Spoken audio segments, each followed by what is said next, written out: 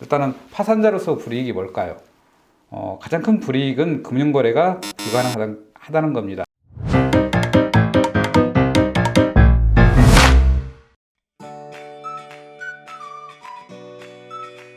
안녕하세요. 의뢰인의 입장에서 좋은 결과를 위해 최선을 다하는 팩트로TV 법무법인 집현전 회생파산 여러분을 받드는 봉변입니다. 오늘은 어떤 점이 궁금하신가요? 예, 변호사님.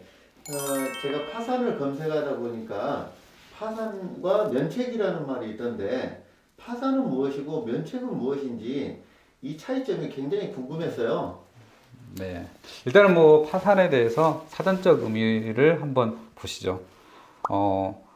파산은 채무자가 그 채무를 모두 갚지 못할 상태에 빠진 경우에 채무자의 총재산을 모든 채권자에게 공평히 변제함을 목적으로 하는 재판상 절차다라고 되어 있습니다. 또 채무자 회생 및 파산에 관한 법률 제1조에는 이 법률을 제정한 목적이 있는데 그 목적을 보면 이 법은 재정적 어려움으로 인하여 파탄의 측면에 있는 채무자에 대하여 채권자, 주주, 지분권자 등 이해관계에 있는 법률관계를 조정하여 채무자 또는 그 사업의 효율적인 회생을 도모하거나 회생이 어려운 채무자의 재산을 공평하게 환가 배당하는 것을 목적으로 한다라고 이렇게 적혀 있습니다. 즉, 재정적 어려움으로 인해서 파탄의 직면에 있는 사람이 공정한 환가를 통해서 배당하는 절차가 파산이라고 생각하시면 될 것 같습니다.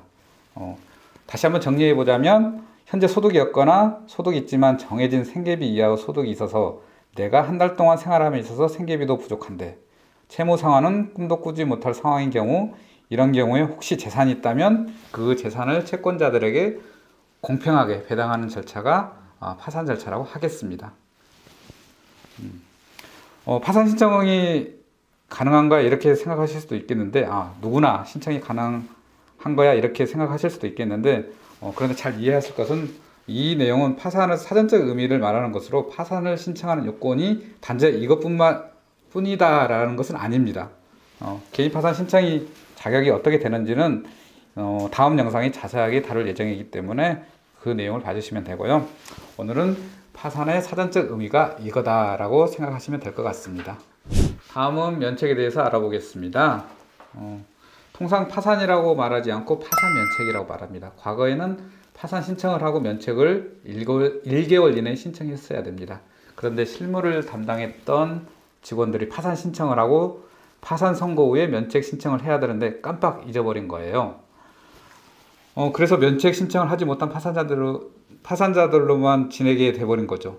그런데 이렇다 보니까 문제가 자주 발생하게 된 겁니다.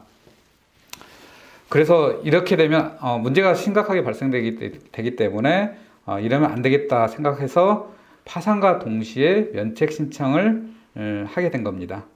여기서 중요한 의문점이 하나가 있는데요. 채권자 파산의 경우인데 파산 신청만 하고 면책 신청을 하지 않으면 아니면 일반적인 경우에 파산 선고만 하고 면책은 불허가 결정이 나면 어떻게 될까요? 이런 의문점을 던져주는 면책이 얼마나 중요한지 알 수 있을 겁니다. 그러면 면책이 얼마나 중요한지 한번 알아보도록 하죠. 일단은 파산자로서 불이익이 뭘까요? 가장 큰 불이익은 금융거래가 불가능하다는 겁니다. 대출, 신용카드 이용할 수 없고 심지어는 통장 발급도 안 됩니다. 이런 불이익이 무려 10년간 지속이 됩니다. 또한 공무원이 될 수 없거나 회사 규정에 따라서는 퇴직을 해야 된다거나 경우에 따라서는 어떤 변호사, 회계사, 또 교원이 될 수 없는 불이익을 받게 됩니다. 그 외에 또 불이익이 있으나 이게 가장 큰 불이익이고 특별히 신경 쓸 일은 아니지만 신경 쓸 일은 아닙니다.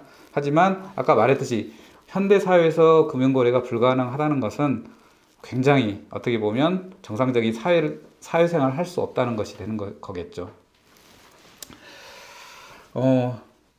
결론적으로 말하면 면책 신청을 하지 않게 되면 내 이름으로 통장 거래를 할 수 없기 때문에 직장 생활을 하면서 사대보험에 전혀 가입할 수 없게 되는 거죠.